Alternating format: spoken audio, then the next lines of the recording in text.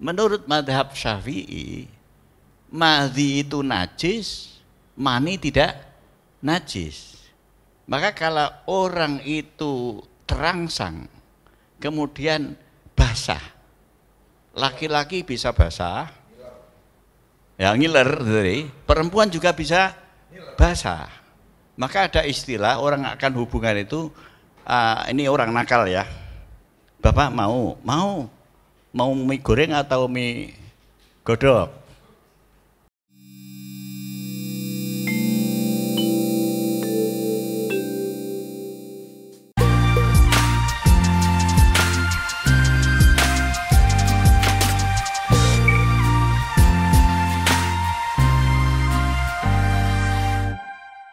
Nah, subtopik yang ketiga ini juga keren ya.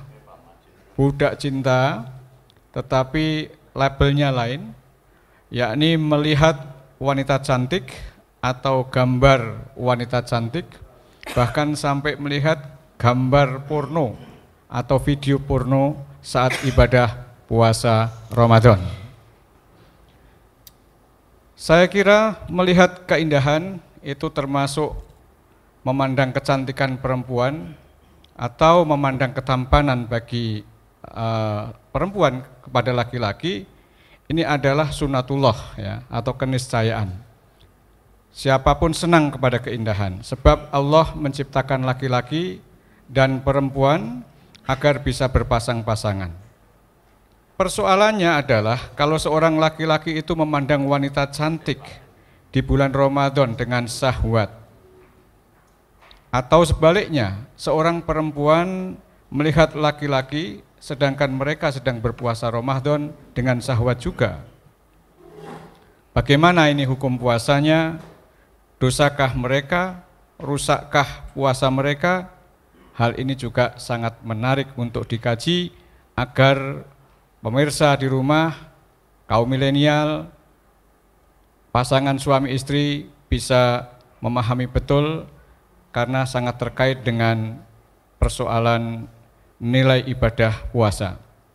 Begitupun dengan perkembangan teknologi informasi sosial media yang dimiliki oleh semua kalangan, ada HP atau gadget, laptop ya, untuk mengakses berita, menyebar informasi, mencari ilmu pengetahuan hingga mencari hiburan dalam kehidupan sehari-hari. Bagi orang tertentu mencari hiburan dengan cara melihat atau menonton gambar film bisa dilakukan.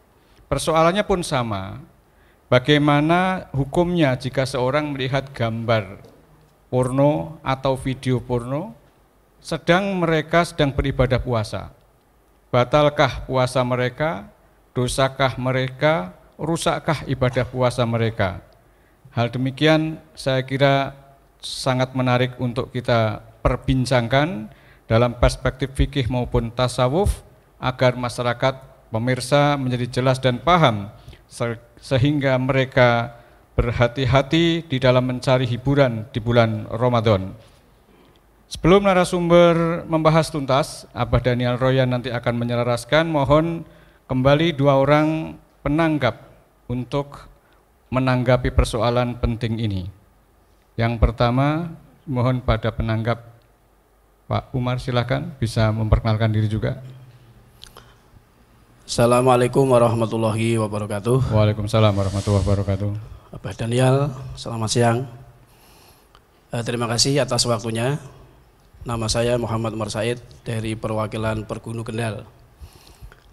Menanggapi apa yang tadi diilustrasikan atau dinarasikan oleh host Bapak Mujaga ya, saya kira untuk menghadapi hal yang masif ya, kalau dalam ilmu sosial itu sudah darurat ya. Jadi adanya gambar-gambar ya, gambar-gambar porno apa ya, wanita cantik itu sekarang sudah berkeliaran ya, pating sliwer bahasa Jawanya ya.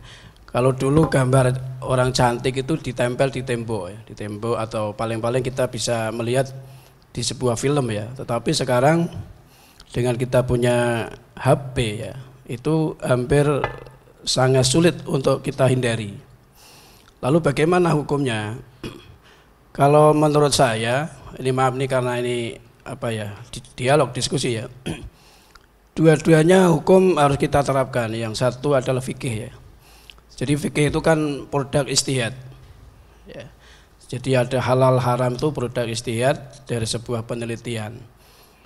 Fikih itu dimaksudkan adalah di samping untuk menjaga konstitusi hukum ya, itu kan dalam rangka agar kita itu terhindar dari satu dzari'ah tadi atau satu dzara'i, supaya kita tidak terjerumus pada hal-hal maksiat.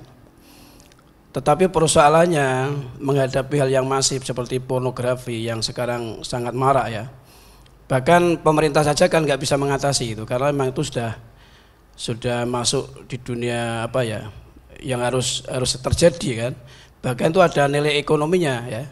Jadi fikih saja tidak cukup, oleh karena itu kalau saya lebih cenderung ilmu tasawufnya yang harus dipahami, harus didalami. Bahkan anak-anak muda itu mulai sekarang harus banyak belajar tasawuf atau mengkaji tasawuf.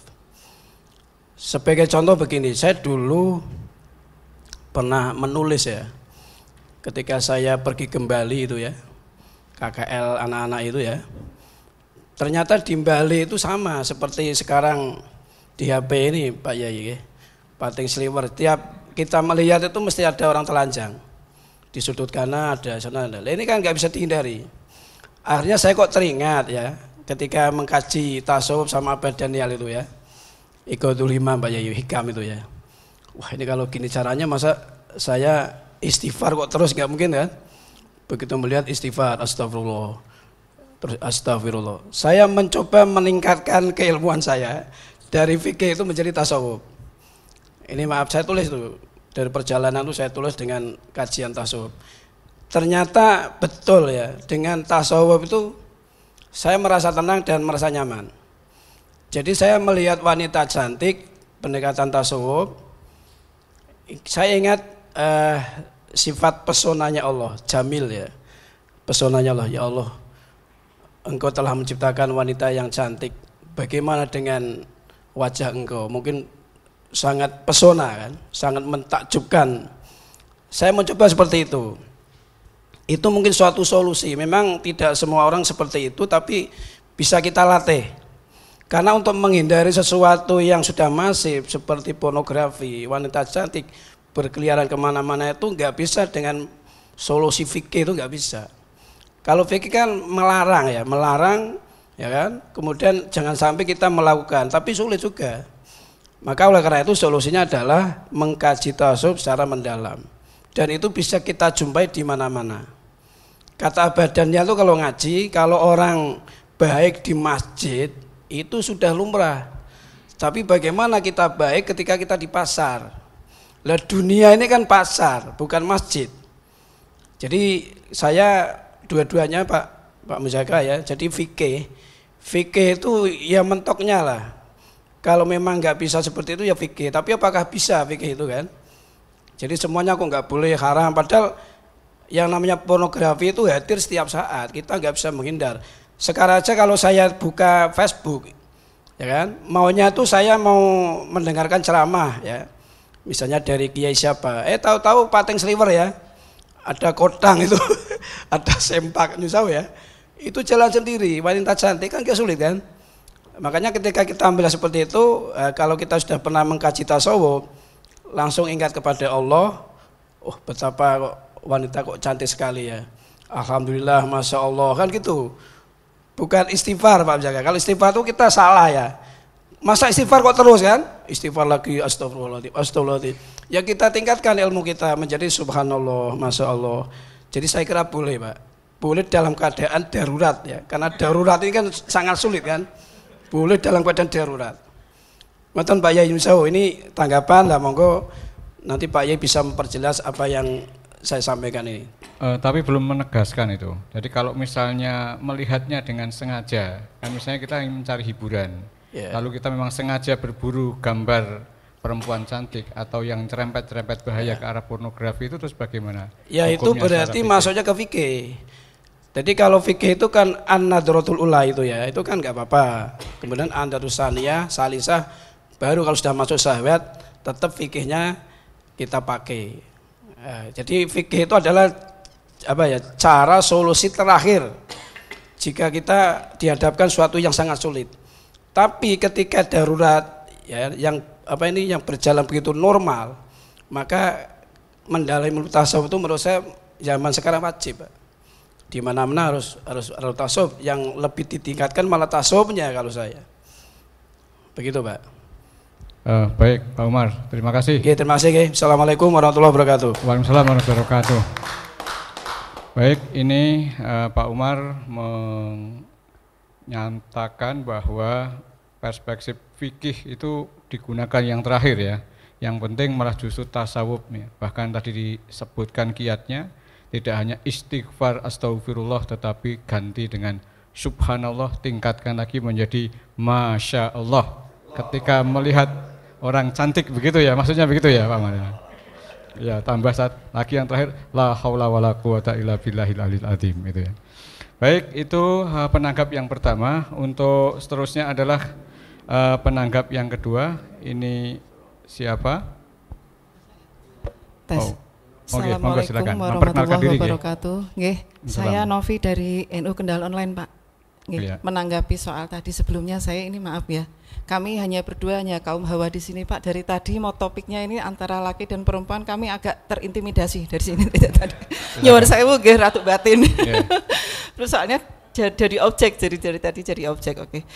Lanjut dari komentar Pak Umar tadi. Saya setuju Pak, karena kan tidak terelakkan nggih pandangan-pandangan seperti itu yang secara online maupun offline. Tapi kan nyuwun sewu, bedanya ada yang tadi dialihkan dengan bersyukur nyuwun sewu Gusti Allah kok menciptakan secantik ini. Kita mau operasi hidung aja mahal Pak ke Thailand gitu nggih. Itu mahal. Kita mau operasi rahang mahal gitu. Gusti Allah nyiptake gigi bisa cantik itu, bibir kayak gitu tuh. Kita berpikirnya sebaliknya gitu, secara sufinya gitu. Itu terus kemudian yang kedua nyuwun sewu, kalau ada yang sudah berpasangan, kalau yang melihat gitu jadi amunisi tambahan Pak, semangat. Nanti bar tarweh itu bune siap bar tarweh nggih, bar darus. Ngaten nggih. Itu untuk dialihkan ke berpikiran sebaliknya, karena memang tidak terhindarkan ya Pak. Itu sudah berseliweran banyak sekali ngeling-ngeling nyuwun sewu cuman yang pakai tank top atau bahkan cuma pakaian dalam atau bahkan yang tadi seperti itu tadi. Bedanya ada yang lewat itu di scroll Pak. Tapi ada yang lewat di zoom. Klik zoom. Nah, itu bedanya nyuwun sewu. Niatnya udah beda. Kalau gitu udah beda. Nah, itu antara menikmati atau menghindari. Nah, itu bedanya di situ. Nah, ini kami sebagai memang kita tahu ya, jendela masuk ke hati laki-laki itu memang lewat mata dan masuk ke hati perempuan lewat telinga. Perempuan tuh nggak terlalu lihat gitu-gitu, nggak terlalu ngaruh Pak.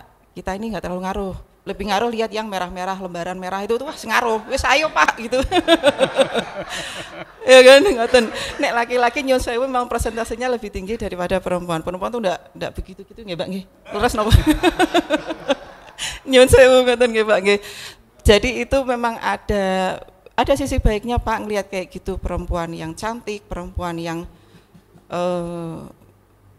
mempesona lah Pak gitu. Molek ngoten, ada yang tidak disengaja, ada yang sengaja nyuwun sewu saya memperagakan gini-gini ada gitu ngoten. Nah, itu tuh amunisi tambahan sebagai sisi baik. Tapi kalau kita ngerasa diri sendiri kalau kita nggak kuat, nyuwun sewu Bapak-bapak nggak kuat, yuk lebih baik dihindari. Walaupun ada sisi baiknya lah dari semua itu susah ada sisi baiknya nggih Pak nggih. Dari tadi Abah juga nerangke perspektif itu beda-beda relatif.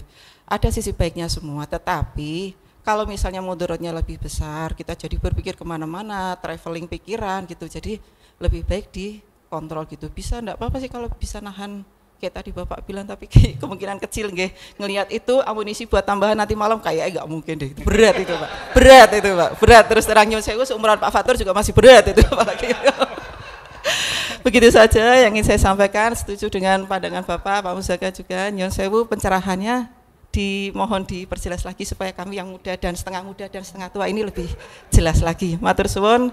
Assalamualaikum warahmatullahi wabarakatuh. Waalaikumsalam warahmatullahi wabarakatuh. Terima kasih Bu Novi. Jadi memang kita harus adil ya. Suara perempuan itu harus ada. Masa kajian fikih kok perempuannya jadi objek, padahal bukan, perempuan juga bisa sebagai subjek begitu ya. Nah, Ini ada satu lagi, ini kebetulan penanggap yang ketiga, penanggap bonus Pak Ustadz Yusro Mubarok, ini dipersilahkan. Ya, silakan Pak Yusro. Assalamualaikum warahmatullahi wabarakatuh. Waalaikumsalam warahmatullahi wabarakatuh. Sekolah Ahmad Yusro Mubarok, Sangking DNU Kabupaten Kendal. Langsung mawon, ini tadi setelah kita bersama-sama mendengarkan penanggap 1 dan penanggap 2. Sakjane gitu apa? Sakjane iki ya kula kedua, ya biasa senengane wong wedok kan. Wong wedok senengane biasa ndusel-ndusel nih biasane. Nah niki wau sampun tadi udah dipun terangaken, dipun tanggapi dari Pak Kiai Umar Said bilih memandang wanita pada saat kita berpuasa itu tadi hukumnya haram. Gini apa? Ini kelas pendapat tapi ya rada sependapat. Nggih, yang haram itu kan kalau kita melihat wanita terus kita timbul pikiran rasanya kayak koyo apa, lagi itu haram. Ya, 2 bisa bisa menggerakkan syahwat kita, itu haram ya, itu menurut saya. Jadi kalau sekedar kita melihat ya nggak apa-apa, puasa melihat orang wanita cantik ya nggak apa-apa, itu malah vitamin. Itu kan ada Sayyidina Ali itu pernah bilang ada 3 perkara yang bisa menjadikan meripat mata kita itu adem. Di antaranya ada melihat wanita cantik. Jadi kalau kita kok bojonya tidak cantik ya belekan temenan. Musibah. Eta cantik itu kan relatif apa? Kecintaan itu relatif. Di dalam hal ini untuk menyebabkan bab puasa, kalau kita melihat wanita cantik itu tidak apa-apa, tidak batal. Pun hukumnya pun nggak haram. Kalau yang haram itu kan menurut saya itu ya yang haram itu kalau kita dengan syahwat. Masa kalau kita ini kok udah normal gini walaupun kados nopo kayak apa, itu kan nggak mesti sih kita lihat wanita cantik mesti syahwat, enggak mesti. Menurut dinikmati aja, sepenting dopanya ini diatur. Ya, dihibur. Ya nah iki bahasa Jawanya ya diselimurke lah. Nah, itu. Nah, yang mungkin yang selanjutnya perlu dirinci. Bagaimana sekarang seumpama wanita yang kita pandang itu istri kita sendiri, gitu kan? Itu gimana? Haram apa enggak? Saya yakin kalau seumur saya ini lihat istri itu tetap sahabat. Lah kalau nggak sahabat bahaya, sudah nebrak. Tetap bahaya. Lah sekarang puasa mesti masuk kita puasa kita di luar rumah, istri di dalam rumah, pisahan 1 hari, ya malah kita yang susah. Ya seumpama kita melihat istri kita setiap hari, kita sahabat, itu daruratul bait, darurat rumah, masuk liwat sahabat kita di luar rumah, umpetan, di musola atau di masjid, ya malah itu mensusahkan. Tidak ada syariat yang mensusahkan, itu tidak ada. Jadi menurut saya kalau itu istri sendiri nggak apa-apa, sahabat pun nggak apa-apa. Itu menurut saya. Lah kalau orang lain ataupun di video-video tadi itu ada mbaknya itu yang bilang tergantung. Kalau mulai zoom itu bahaya. Kalau di zoom itu masa sudah saya pengalaman, sudah berkali-kali setiap yang saya inginkan saya zoom. Genai sopo, koyopo, rotopora, biasanya saya saya teliti. Lalu kalau kita nggak sengaja tidak apa-apa. Jadi kalau istri kita sahabat pun nggak apa-apa karena itu darurat. Setiap menit bahkan kita pasti lihat istri diopeni lah, di selimurke diselimurke itu bahasanya ya cari hiburan, tidak terlalu memikirkan yang demikian itu. Sebab nah kalau kita nyelimur lewat HP bahaya. HP mesti nongol. Karena Facebook itu mesti apalagi itu yang namanya apa? Twitter apa? Itu biasanya muncul sing kaya ekonomi diluru linknya kayak apa? Mesti dibuka. Itulah makanya kalau kita itu hanya berpegang pada satu titik adalah bahasa ke wanita, itu perlu ada semacam perincian, gitu ya. Jadi beda kalau wanita itu istri kita sendiri dan wanita lain. Soal hukum memandang wanita, kalau sekedar memandang tetap boleh, yang tidak boleh itu kalau memandang syahwat, apalagi sampai mengeluarkan sperma itu bahaya. Bahayanya yaitu bahayanya batal dan wajib ngodoni serta jinabat pada saat itu kan susah. Itu makanya menurut saya tetap tidak apa-apa, boleh-boleh saja, nggak haram kalau cuma memandang. Kalau sampai pada tingkatan syahwat dan sampai keluar sperma, maka selain batal juga haram. Sekiranya itu penanggapan dari saya. Mohon maaf. Assalamualaikum warahmatullahi wabarakatuh. Waalaikumsalam warahmatullahi wabarakatuh. Menarik sekali ini Pak Kiai Yusro memberikan tambahan, meskipun tadi sudah disampaikan hukum fikih dan tasawufnya oleh Yai Umar, kemudian ada persoalan baru yang menggelitik ditambahkan oleh Bu Novi terkait dengan mencium dan melihat gambar atau video porno. Kemudian Yai Yusro mengatakan untuk ditafsil ini supaya lebih jelas, nanti Abah menafsil dengan menanggapi satu persatu dari apa yang disampaikan tiga penanggap ini, sehingga pemirsa di rumah menjadi jelas. Persilakan, monggo. Terima kasih.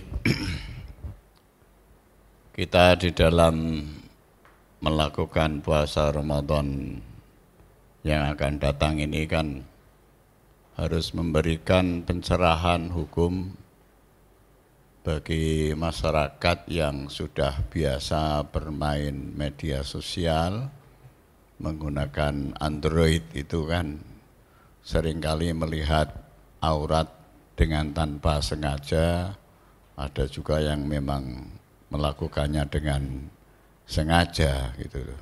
Ini kan macam-macam ya. Melihat aurat ya, tadi kan sudah diterangkan, ada aurat mukhafafah, ada aurat mutawassithah, ada aurat mughalladzah gitu. Kalau Mas Umar Said ke Bali di Kute itu mutawassithah, ya kan? Jadi sekujur kelihatan, cuma kubul tuburnya kan nggak kelihatan gitu loh. Kalau melihat foto orang kok cantik, sampean melihat seorang aktris yang cantik gitu ya, Luna Maya umpamanya, dulu kan cantik dulu, Tamara Blesensky gitu, wajahnya dilihat, lah itu mukhafafah. Kalau sampean melihat video porno, nah itu mughalladzah gitu. Nah, hadirin hadirat rahimakumullah. Jadi ada juga bahasan tentang memasang hukum spiral, hukum memasang spiral. Memasang spiral itu enggak ada masalah. Ternyata yang menjadi masalah ketika memasangnya itu harus melihat aurat mughalladzah gitu loh. Ya. Jadi dokter atau bidan yang memasangkan spiral itu kan harus melihat mughalladzah, bukan hanya melihat, malah mengobok-obok itu loh. Ini seneng dokter-dokter itu kalau dimintai pasien untuk memasang apalagi pasien ini masih muda dan cantik itu, wah luar biasa. Memasang spiral itu dihukumi, dicarikan hukumnya bukan segi memasangnya, tapi segi melihat auratnya itu. Sehingga kesimpulannya kan boleh kalau yang memasangkan suaminya sendiri. Nah suaminya nggak paham gitu. Berarti Mas Yusra, suami melihat kubul itu apa? Bahasa Arabnya buduk ngerti sampean? Lah itu melihat vagina istrinya boleh. Ada ulama yang menganggap makruh, tapi kebanyakan boleh. Kalau yang memasang suaminya boleh, suaminya nggak bisa, harus orang lain, maka bisa. Boleh kalau dokternya itu perempuan. Ya, dan mendapat izin oleh suaminya, dari suaminya, atau kalau perlu ketika memasang itu ditemani oleh suaminya gitu. Kalau enggak ada dokter perempuan, adanya dokter laki-laki, maka nanti dipilih lagi. Kalau bisa dokternya sudah tua gitu loh. Enggak ada yang tua, dokternya jejaka muda. Nah, mentok. Nah, itu namanya darurat gitu loh ya. Nah, itu kan sama dengan kita sedang membahas hukumnya melihat aurat gitu. Itu like generalis, artinya baik di dalam bulan puasa Ramadan atau di luar puasa Ramadan. Kalau dikaitkan dengan puasa Ramadan nanti kan membatalkan atau tidak, yang membatalkan kan inzalnya. Apa namanya? Ejakulasi. Ejakulasi itu bahasa Inggrisnya kan, bahasa Arabnya inzal. Inzal itu aslinya menurunkan. Tuh, tapi yang dimaksud adalah mengeluarkan air sperma. Gitu loh. Orang yang mengeluarkan air sperma itu dinamakan janabat. Dari kata januba itu jauh. Dia sedang jauh dari Allah Subhanahu wa taala. Sehingga bahasa mandinya disebut mandi junub, mandi janabat. Di bahasa Jawa kan mandi gajah gitu. Karena gajah itu besar gitu. Karena ada lirafil hadasil akbari, lah akbari artinya gajah gitu. Untuk menghilangkan hadas gajah. Nah, itu hukum melihat itu kan bermacam-macam, terperinci, tertafsil ya. Tergantung siapa melihat siapa dan siapa melihat apa. Auratnya diperinci, ada yang mukhafafah. Kalau sampean melihat wajah cantik, rambut yang indah mengayun, terus gigi gingsul, kaya tatanan jagung, biji jagung indah, nggak apa-apa. Ya. Tapi kalau sekda sekitar wilayah dada, nah ini kan itu nanti menjadi ada beda. Haram kalau bukan istrinya, boleh kalau istrinya, gitu kan? Kalau puasa tidak membatalkan, tapi kalau sampai inzal membatalkan. Inzal itu sampai ejakulasi membatalkan. Kalau tidak, ya sah, puasanya sah tapi haram. Puasanya sah tidak batal tapi haram. Kok ono sah tapi haram, ada aja. Orang sholat pakai sajadah, sajadahnya hasil nyuri gitu. Sholatnya sah tapi haram, haramnya karena mencurinya. Ini sama, puasanya sah karena melihat Bu Sekda. Enggak ada Pak Sekda di sini. Ya, yang ada apa? Sekda Bu, ya. Sekitar dadanya ibu atau sekda mbak gitu, kira-kira gitu lah. Nah, kalau ini, kalau sekda saja itu enggak boleh, ya untuk melihat milik orang lain, bukan istri, tidak boleh. Kalau yang mughaladzah ya lebih tidak boleh. Mughaladzah itu artinya tebal, tapi yang dimaksud sangat. Ya, mughaladzah, kata-kata ghaladzah itu tebal makna aslinya. walau kunta fadhan ghalidha. Ya. Gampang marah itu ghalidhal qalbi. Nah, mughalladah tebal, sangat gitu artinya. Sangat tidak boleh utawa syadidul hurmati, kira-kira gitu. Sangat haram. Nah, nanti kalau di puasa ya selagi tidak ejakulasi nggak apa-apa. Nah, melihat video porno kalau tidak ejakulasi nggak membatalkan tapi haram. Sah tapi haram. Gitu loh. Nah, kalau sampai gemes kemudian nah inzal itu ya, nah, kita bahas lebih terperinci ya. Inzal itu kalimat umum, lafdzun am. Ya. Di sini inzal itu ada dua ya. Inzal bi makna ikhrajul madhiyi. Yang kedua, ikhrajul maniyi. Madhi itu lendir. Kalau mani itu sperma.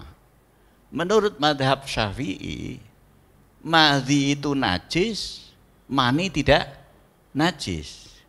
Maka kalau orang itu terangsang, kemudian basah, laki-laki bisa basah, ya ngiler, perempuan juga bisa basah.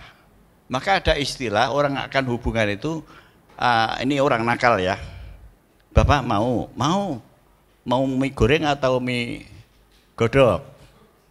Paham nggak sampean?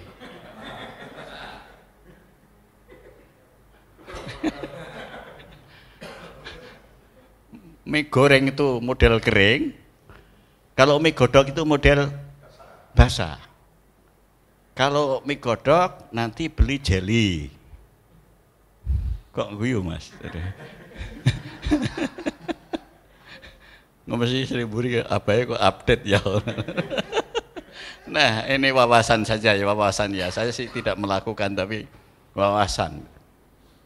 Saya pernah masuk di apotek Kimia Farma itu, mau beli apa gitu. Pak, ada jelly mau beli enggak? Jadi ada apotek obat terus di depannya itu jual spiral, apa kok spiral apa kondom macam-macam. Ini apa kok lucu-lucu gitu. Ini kondom, Pak. Terus yang ini, lah ini mau beli Pak, bagus ini Pak. Apa sih? Jelly. Untuk apa jelly? Ya untuk bikin mie godok gitu. Sudahlah, jangan diteruskan dengan keenakan ya. Nah, menurut saya gitu. Inzal itu ada dua tuh, ada madhi, ada mani. Kalau mazhab Syafi'i, jadi kalau sampean ngiler terus kena sarung itu najis. Tapi kalau sperma itu enggak najis, maka Nabi pernah sarungnya kena sperma dikerok. Fahakkahu. Ya, mengeroknya Nabi itu. Kemudian setelah itu menggunakannya untuk melakukan sholat, berarti mani itu tidak najis. Sebab kalau mani najis, sampean najis. Karena sampean itu diciptakan dari apa? Iya, dari sel mani itu tadi. Dari sel yang nanti menjadi gen di dalam mani itu tadi bertemu dengan indung telur yang dari rahim perempuan, ada pertemuan antara sel mani dan sel indung telur, menjadilah lahirlah sebuah al-janin. Al-janin itu makna aslinya ngumpet. Nah, ngumpet di dalam rahim. Ya, kalau belum waktunya lahir kok keluar asik tuh gugur. Bahasa Jawanya brojoli gitu. Keluron ki keluar.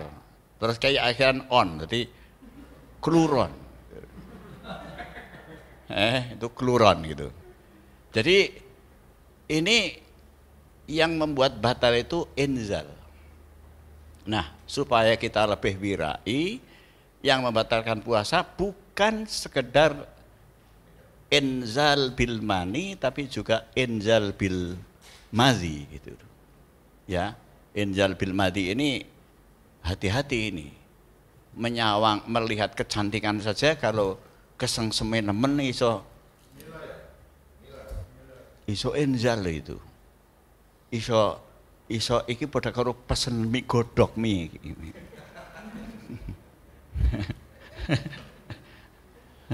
No, kira-kira seperti itu ya.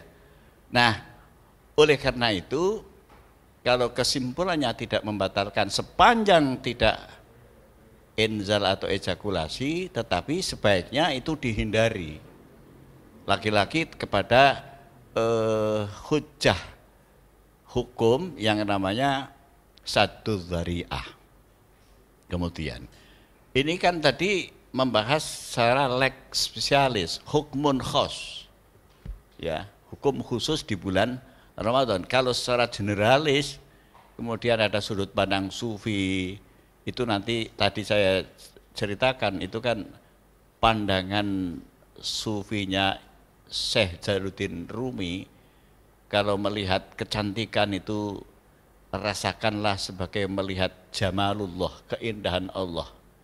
Ya, sifat yang mempesona dari ciptaan Allah Ta'ala. Itu boleh ketika dalam kondisi kita terdesak gitu. Tetapi memang masyarakat itu harus diberi pandangan hukum yang tegas, yaitu fikih gitu. Nah, fikih itu harus ditegakkan secara tegas hukum, sehingga nanti di dalam istilah umum namanya supremasi hukum. Artinya hukum yang tegas, yang tegak.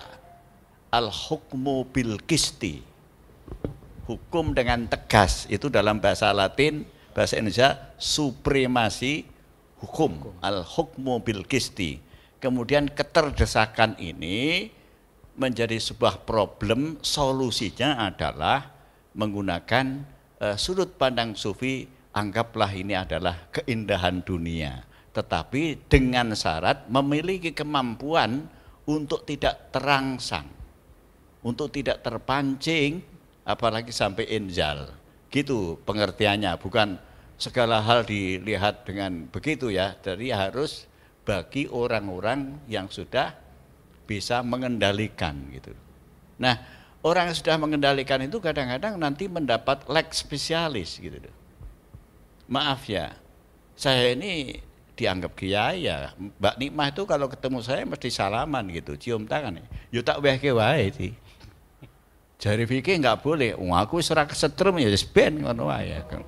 Ora apa-apa, nak kesetrum ya aja ngono kira-kira gitu lah. Mbah nak Mbak Nikmah kesetrum aku ora paham gitu.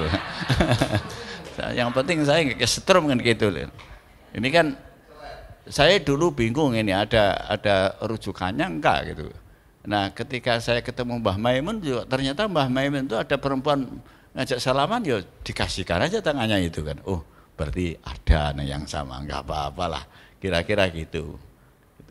Nah, jadi sekali lagi, jadi memandang aurat itu diperinci tadi, ada yang mukhafafah, mutawasithah, mughaladzah, hukumnya juga berbeda-beda, ada yang mubah, ada yang mukhafafah, mubah, mutawasithah, makruh, mughaladzah, haram.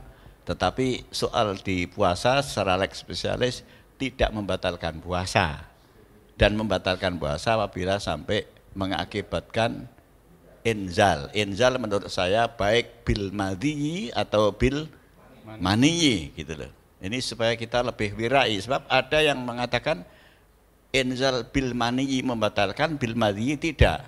Ini menurut saya kok seperti di tepi jurang gitu loh. Bahaya di tepi jurang gitu. Kira-kira gitu jawabannya, mudah-mudahan bisa mencerahkan. Terima kasih. Terima kasih Abah Daniel Royan, saya kira sangat